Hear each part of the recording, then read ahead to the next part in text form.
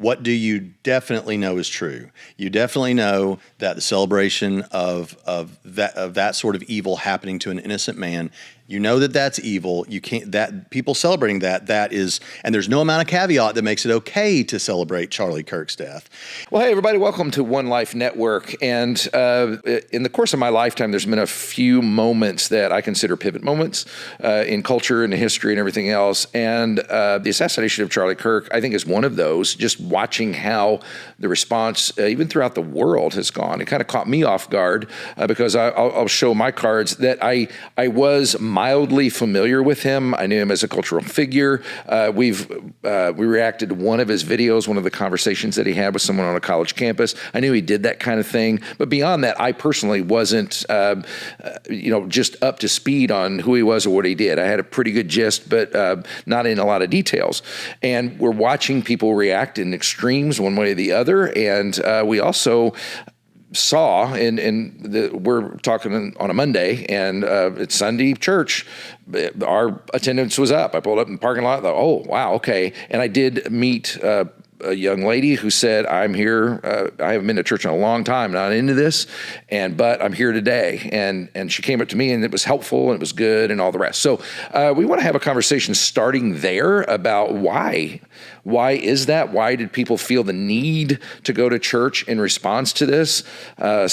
People would maybe run the exact opposite direction, but why do you think that is, and what's going on? We'd love to hear your comments on that, wherever you happen to be coming from. So why were people, I think if we tested the attendance records of churches all over the nation yesterday, they'd be up. So what do you think's going on with that? Well, obviously we saw that with September 11th, those of us who remember that event, and I was 20 years old. We got to preach that Sunday, and I just remember looking out on a packed house, and we were in the middle of nowhere, Tennessee. I understand it was that way across the board. I've actually seen a couple of people asking, like, is this true that churches were up yesterday, or is that just some sort of a, like a strategical thing that people are saying? No, it's true. We were packed out yesterday, and by the way, our pastor, who happens to be an incredible man, who I hope you get to know someday, hey, Brett's right here, and Brett just preached an incredible message, I thought, on that. But anyway, yeah. Incredible. Well, and I think it's because last week in general was a very dark week for people. Mm-hmm. And we are naturally, because we're made in the image of God, if we're taking a Christian worldview here, which we do, but since we have that innate need for worship, but also you might not realize how dark it is when you get used to it, kind of like the whole frog in the boiling water effect. And then seeing the death of Irina Zarutska, and then seeing the school shooting in Colorado, plus that school shooting a couple weeks before at the Catholic school, and then the assassination of Charlie Kirk, I think people just felt the oppression and wickedness of the world. And that inclination of the image of God, I think, does kick in to one degree or other and says, I need light. I need something that brings healing. We need love. And the one thing that Christianity has always taught is to love your neighbor as yourself and pray for those who even despitefully use you, and pray for your enemies and love your enemies. Right. So I think people were kind of feeling that, kind of congregating to that. And I will say everywhere, every corner on the internet, I'm seeing it everywhere. Everyone's going back to church. Wow. So many people are going back to church everywhere. Just scroll through X, YouTube comments, people, I haven't gone in 15 years. I thought I'd never go back, but I'm going back this Sunday. Wow. Bought a Bible. Yeah, a lot of different people saying about Bibles. I'm going back for the first time. Yeah, there's a lot of those. I need to pay more attention. Comments out there. And I think there's just a pull of, a pull towards church because the violence that they've seen that week, our response can be more violence, but they've seen that doesn't work, right? That's not the thing that we want to espouse to. So we're like, okay, so where do I turn? And what you said, there's love that's supposed to be kind of the foundation of the gospel. Love the Lord your God with all your heart, soul, mind, and strength, and love your neighbor as yourself. We're supposed to do those things. And I think when we do those well, people come in. And what you said about 9/11, the thing that I was worried about with yesterday, was because after 9/11, it was the biggest drop-off of church because they everybody showed up at the church and they felt that either the church didn't address their core need of finding hope in the midst of that, or the church just didn't address it at all, what was happening in the culture. And so it's this isn't relevant to anything going on in my life. And so again, I do appreciate what you did yesterday of threading that well. And it is hard because it is a political charged thing, but you have to point people to Jesus, which you did well with that yesterday. So thanks. Well, in the conversations that you guys had, What were people looking for? I mean, you think or what did they say or comment? Like, I'm here at church. Did we hit that? I mean, and I'm not looking for compliments in the sermon. That's not the issue. It's more like, okay, what did people find what they were looking for, at least in some kind of microcosm way?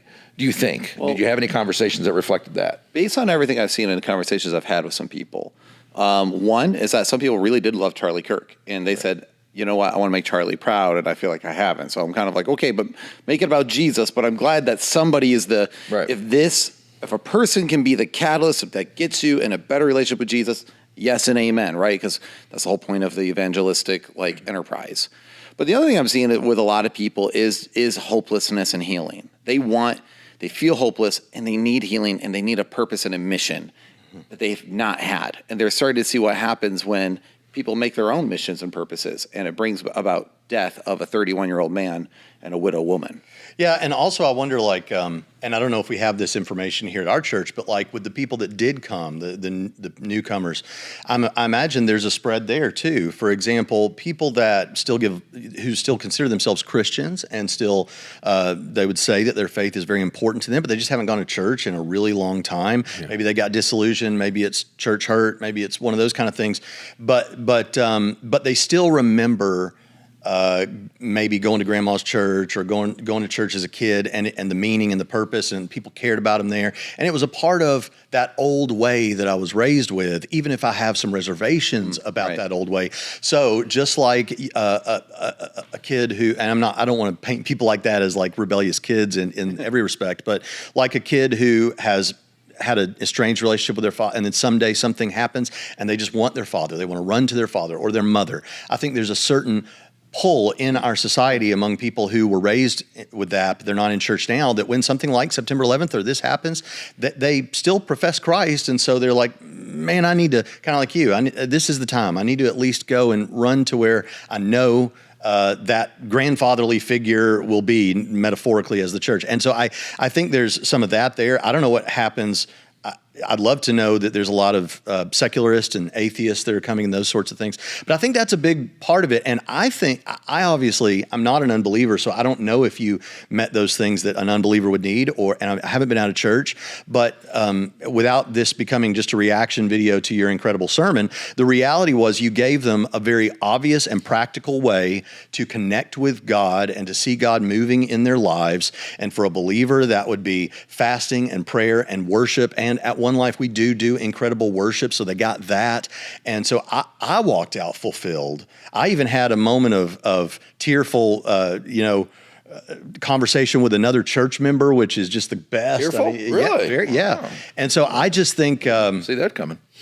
Yeah, and it wasn't really about this, but this kind of prompted it, And so it's just, I think that if someone didn't get it out of church yesterday, then I'm kind of at a loss at what they might have wanted and would love to learn what that is. Well, and to that point, even yesterday, I almost cried just when we did the final song, and my daughter was there, and she wanted to be picked up, and suddenly after processing, I've had the roller coaster. Everyone who's been at my house knows I've been like angry flamethrower 1 second and wanting to break down and sob the next, just because I'm feeling that weight. And so, but yesterday to see my daughter, and just I felt like super blessed and all that. But the other reason that I'm seeing is, frankly, not to make this all political and cultural, but we are responding to a real cultural issue. One of the other things I've seen with people is that they said that for so long they've heard these people spout like, oh yeah, love everyone, love everyone, love everyone. But then as soon as one of their opposition dies, they danced on his grave. Yeah. And then they were like, that revealed to me that this wasn't love. That's not love. This isn't the party of love. This isn't the group of I want to be associated with. Oh, these people are holding prayer vigils and mourning as a group of people, even like he has a lost family member if you've never met him. So for a lot of people, that was like, I want to go to that. I want to go to those people who love that way. So I think that was also a wake-up call, is seeing the spiritual reality of the difference, because you can get so caught up in the language. Language is so powerful, and it can really manipulate people to think this is a good thing over here, just to be exposed to maybe, and I'm not saying it's all about his views, but I think it's just the reaction also kind of exposed that people are like, I want to be with that.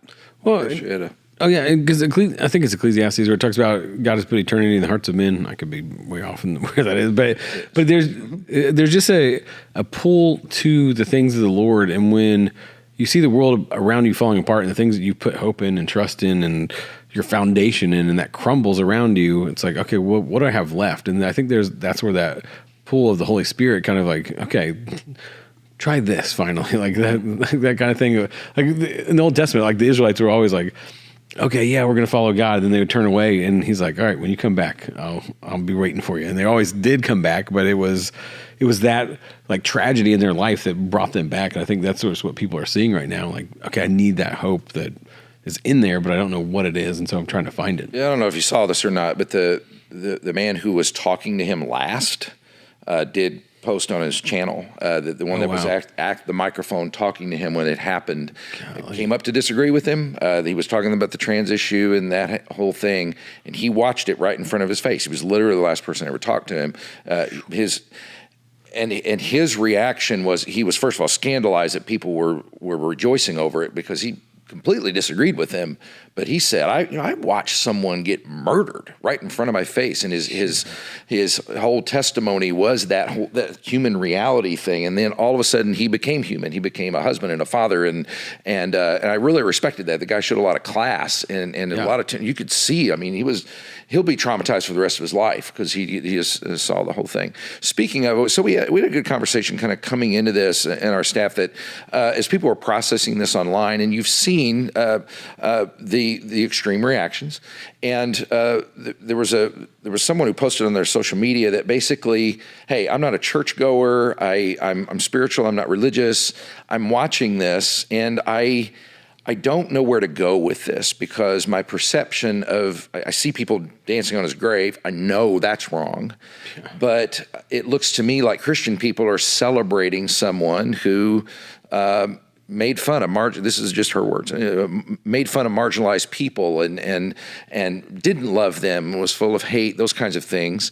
So I don't get it. You're talking about like, so in that particular context, not that Charlie made fun of the marginalized, but like that he supported Donald Trump, who did. Is that what you're kind of referring to? No, I mean her perceptions. I'm not reading it because I don't want to out anybody, but right. But the perception is I'm someone that I'm not in the church world, and I don't even know who he is basically, but I care about people. I'm open. I'm respectful towards religious people. I get that. But it feels like there's people over here that are dancing on a grave. There's people over here who are mourning someone that I perceive to be a hateful person, a hateful and terrible person. So I don't know where to go from here. I don't like, and then I see they're both fighting. Yeah.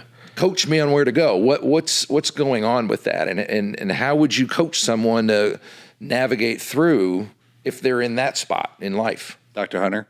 Well, my response to that would be that if you're in a spot like that, that is, number one, a call to, okay, what do you definitely know is true? You definitely know that the celebration of that sort of evil happening to an innocent man, you know that that's evil. You can't, that people celebrating that is, and there's no amount of caveat that makes it okay to celebrate Charlie Kirk's death.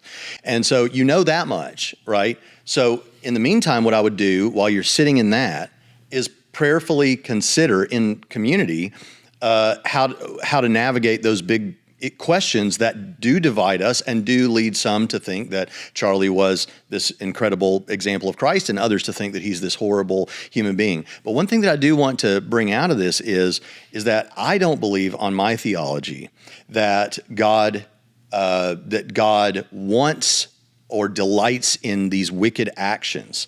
But what I do believe is that when God allows an evil action to take place, when wicked men do that of their own free will, God will then redeem that in some way and bring something beautiful out of it. For example, my brother is adopted. How he came to be is not something that I think God delights in, because it was a bad situation. But I'll tell you what, God brought something beautiful out of that. He redeemed it. My brother's life and working at a Lifeway Christian bookstore for so long and all these kind of things. So God redeems. And and I don't want to be callous to people that lost Charlie, but one of the things that he's doing to redeem this is it is a clarion call for people to figure this stuff out that they've been lazy about thinking through and to get to church. I'm lazy about thinking things through, but we all got to get to that point where it's, hey, it's time to actually consider this and figure out, because these are some of the most important important issues dividing our nation. And how is it that half of the people are celebrating and half? Oh, that's not true, but a lot of people are celebrating and a lot of people are mourning. How is that possible? It's a good call to work through that. But if you don't have the answers, sit in what you do know for sure, and that assassination of an innocent man is evil.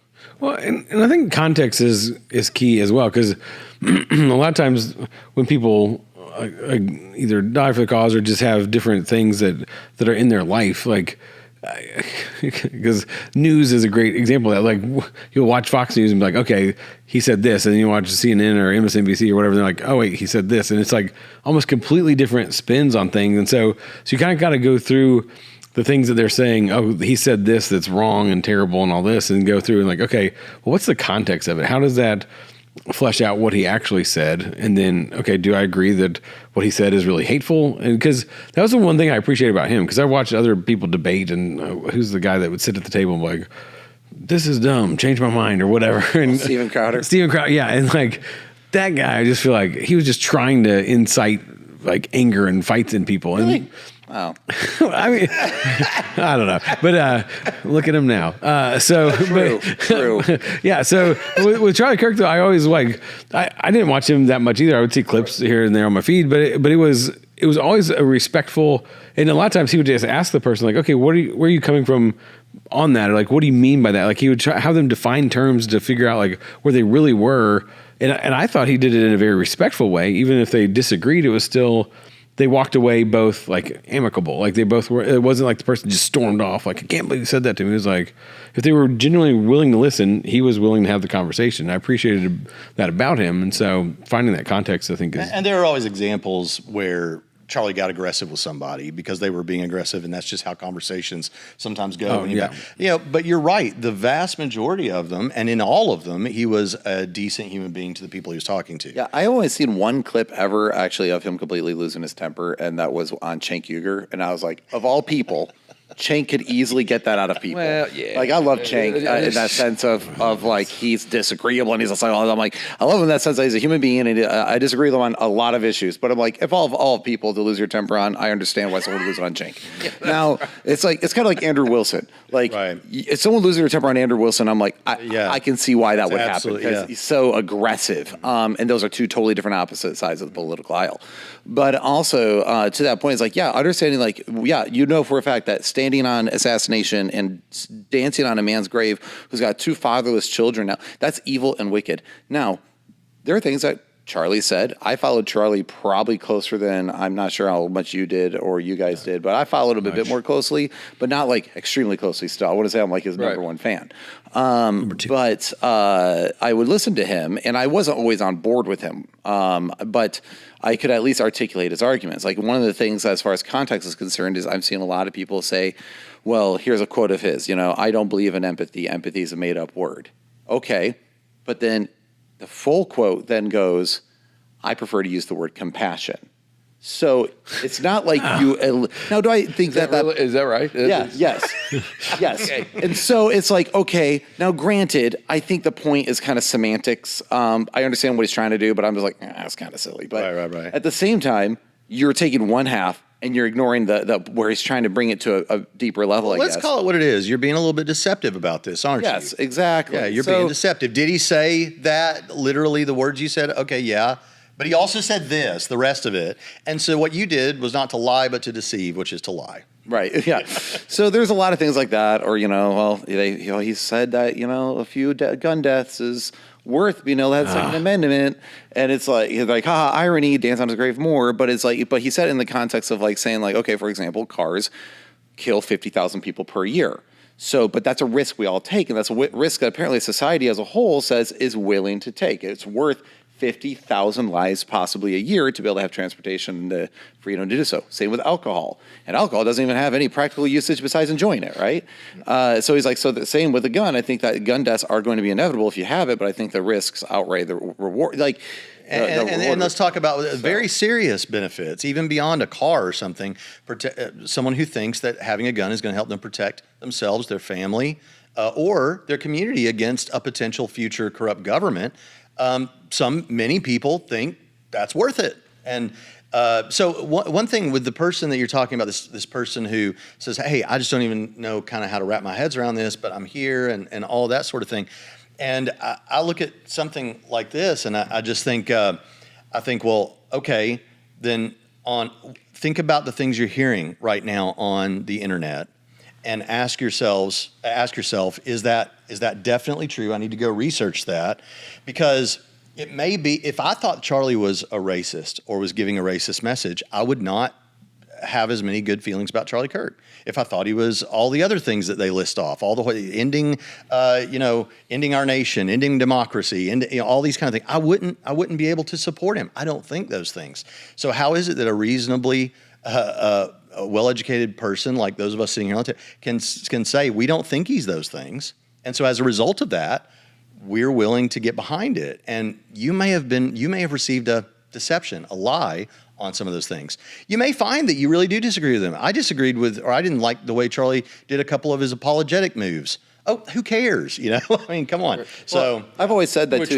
He was more Trump than I was too, because he was like hardcore MAGA, and I was like, I wasn't ever on board the hardcore MAGA train. Right. But I mean, doesn't mean it should cost him his life, nor does it mean that he's somehow terribly immoral, because no matter what, when people, this is to this person, is like, now what do I do from here? It's like, try to understand a little bit, maybe on the opposite side a little bit, and try to steelman it. Like, okay, but for some Christians, like if you were to had to vote, like many people did, some people just chose not to vote, but President Trump or Kamala Harris. Okay, well, now what do? Well, Kamala Harris was pro, trans issues, including pro-transition treatment for minors, and some of those things. Abortion, she wanted more legislation for freedom of abortion, and then you also had her religious act that could actually clamp down on religious freedom that she voted for. But then you have President Trump with some of the his issues that everyone's well aware of.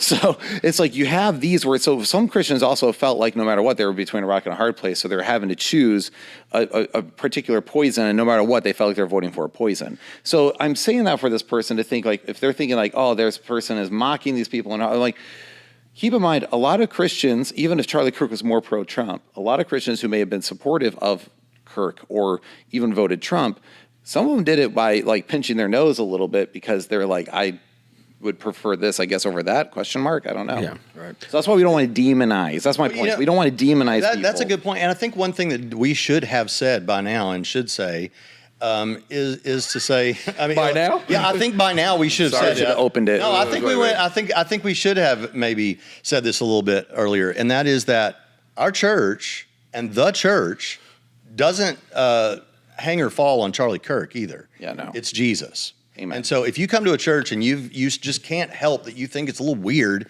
about all the Charlie Kirk stuff, okay, well, we're doing that because we think that's a fellow brother, and we think it's an amazing story and a powerful story and speaks to a cultural moment. But if you just think it's weird, hey man, look at Jesus. Because this, as much as we love Charlie right now, we want to especially lift up the family in prayer, and all these things are happening. It's ultimately about Jesus and not Charlie. Bro, what would you say to this lady? No. What would you say? No, I mean, we wasn't a Will and Braxton. I think some of it is, and I would say this to anybody, that there's a huge need for what I label intellectual integrity in our dialogue. Is that, and I use the example of staff. I saw years ago, I saw a documentary that was meant to attack Mormonism. And I don't believe Mormonism is true. I think there's a lot to the attack and all the rest. However, this documentary was just absolutely ridiculous in the accusations they were making against that. So, and I read a book by a fairly prominent preacher one time attacking Islam. I'm not an Islam fan at all. I did ministry in those parts of the world. There's a lot of things to go after and argue with. However, he did a terrible job, misrepresented what they actually think, and all the rest. So even if you don't agree with something, you need to have the integrity to find out, okay, am I hearing right? And we all have to accept the fact. And this person sounds thoughtful enough, I would say, okay, first of all, back up and find out, what did he say? Listen to him in context. Is that what he was saying? At that point, assess. You've already said, to your point, I don't believe this guy, even if he was this, he didn't deserve to get murdered and then have people dance about it. My goodness. So you've got a great starting place. But am I just getting soundbite him or real him? And I guess I wanted to ask you guys, when it came to those of you who did listen to him, would you sit one of your kids in front of him for an hour and let him talk and feel okay? Yeah, I wouldn't feel like they would. It'd take a lot. You disagree with some stuff. I mean, but would you? Yeah, I'd be okay. I think your daughter was a fan. I found out that one of my daughters was listening to him quite regularly, and as a result of it, it was a powerful moment, in our family to talk about these things. And so, I mean, obviously, a kid needs to be old enough. There's some sensitive stuff discussed, but yeah. So, and I guess in that sense, it starts with intellectual integrity and just being fair to people, no matter what you think of them to start, and then develop whatever you think wherever you think things should go from there.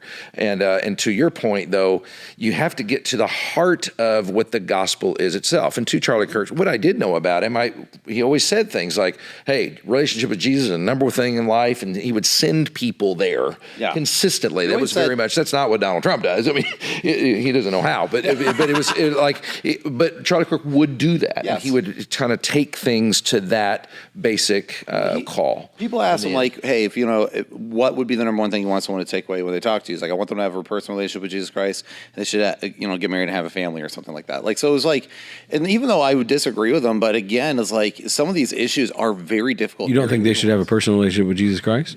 Yeah, of course I do. But I'm saying there's other issues. Sorry. Don't you dare throw this table at you. Soundbite. Because I would agree with them. Speaking of context. No kidding. Like, I wouldn't always agree with them, but the thing is, like, I don't think that whenever you're wrestling politics, economy and stuff like that, some of those are really complicated. So we need to stop like villainizing people on that. And then also need to stop demonizing people, for example, who hold to a traditional Christian ethic, like when it comes to Christian views of sexuality that they taught for 2,000 years. It doesn't make them a bigot, just makes them Christian. Same with all the Abrahamic religions teach the same sexual ethic.